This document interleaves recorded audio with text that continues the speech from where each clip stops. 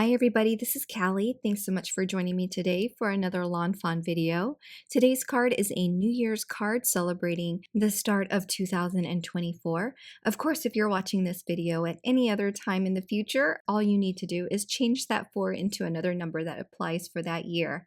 We're going to do some hot foiling here, so I've got my Glimmer hot foil machine set up for this hot foil project, and I'm using some speckled prism hot foil over this cloud background hot foil plate. This speckled prism hot foil is pretty on both sides, but the prettier side is facing down towards the clouds. And next I'll put down some light blue cardstock. This is Moonstone cardstock from lawnfawn. And once my platform is ready, that light there will stop blinking and I can undock this, run it through my die cutting machine and redock it so that I can pull off the hot foiled project. As you can see, all those clouds transferred beautifully. You can reuse the foil that's there using a solid hot foil plate. If you want to create a more solid prismed background, I'm going to go ahead and toss that piece of foil because I don't need it for any other projects, but you can certainly save it if you'd like. And while my Glimmer hot foil machine is out and still hot, I'm going to foil some fireworks here. This is the fireworks hot foil plate. And again, I'm going to use the Moonstone cardstock so that it coordinates perfectly with our cloudy background that we foiled in the last step. So I'm going to peel away this rainbow foil here and you'll have very colorful fireworks left behind. Now there are some areas that overfoiled and that's an easy fix if you've never seen it done before. All you need is a little sand eraser. I'm using the Tombow mono sand eraser and just buffing some of that excess away before I die cut them. So I've set my fireworks aside, and now for that cloudy background, I'm going to go ahead and ink blend with some blue ink. This first color is Forget Me Not by lawnfawn, and then for an even darker shade around the edges, I'm using some Blue Jay ink. So for the lighter color, I went around the panel and just stopped before I got to the center. So you get this nice glow from the center. And then using a darker color, this Blue Jay, I'm going around the outer edges just to intensify the outer edges. Now I'm buffing away that excess ink. So that ink is sitting on top of the foil. So as you can see, you do get quite a bit of ink off. And so that's going to save your project from any smearing later on.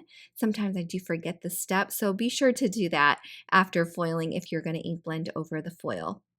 I do trim off all of the edges, about 1/8 inch off each side, so I get a little 1/4 inch mat all the way around my card once I attach it to a card base at the end.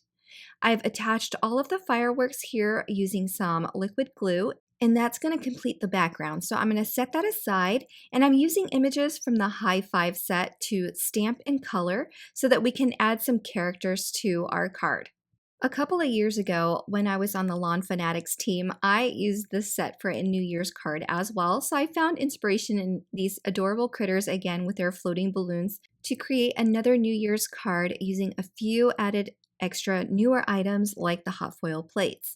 I'm speeding up my coloring here, so if you're interested in the color combinations that I used, be sure to check out the coordinating blog post where everything will be listed for your convenience.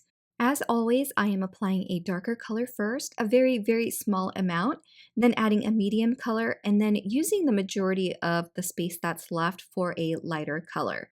Of course, everyone's technique for coloring is slightly different. I like for my critters to have more highlight than shadow, so that's why I use more lighter colors than I do with the darker shades. But if you like to really intensify the darkness on your images and create more contrast, then you would want to use more dark colors than light colors. I hope that makes sense.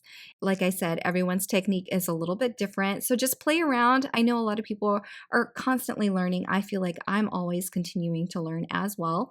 So you just see what you like and try to imitate that in your coloring process.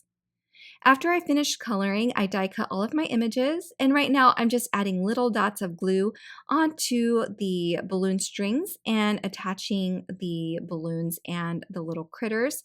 I did have to undo this one with the fox and the straight balloon, but it was no big deal at all. I don't add a whole lot of glue, so it was easy to tear apart, and I did trim the balloon string for that particular image anyway.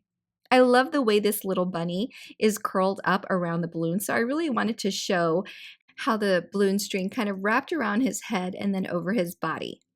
Now for the letters 2024, I'm using Oliver's Stitched ABCs, and I'm using the numbers 2, 0, and 4 to create the 2004. I cut it out of metallic gold cardstock, and then I die cut it twice more out of heavy white cardstock so that I could stack the letters for additional dimension. So after I've glued all those pieces together, I centered them onto my cardstock. And before I adhere anything down, I want to make sure that my sentiment is going to fit somewhere on this card panel with the images as well as those numbers. I have the fancy wavy banners dies, and I'm just playing with the layout before I decide where things are going to fit. And when I'm ready to stamp my sentiment, I'm going to be using the Happy New Year sentiment from the Winter Wavy Sing sentiment set. Now, using some residual blue ink from my blue blending brush, I'm just going to apply some of that ink onto the white banner to give it some interest. And then I'll adhere it over the center of my panel here with some 3D foam squares. And because my numbers were already layered with additional white cardstock, they do already have some dimension to them. So I'm going to use some liquid glue and just attach it to the background.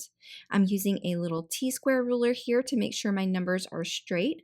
Then to finish up my card, I can go ahead and attach the rest of my colored images to the card. As mentioned, I did have to peel this balloon away from the fox, and I did trim the string down so that I could make him fit onto this card just right.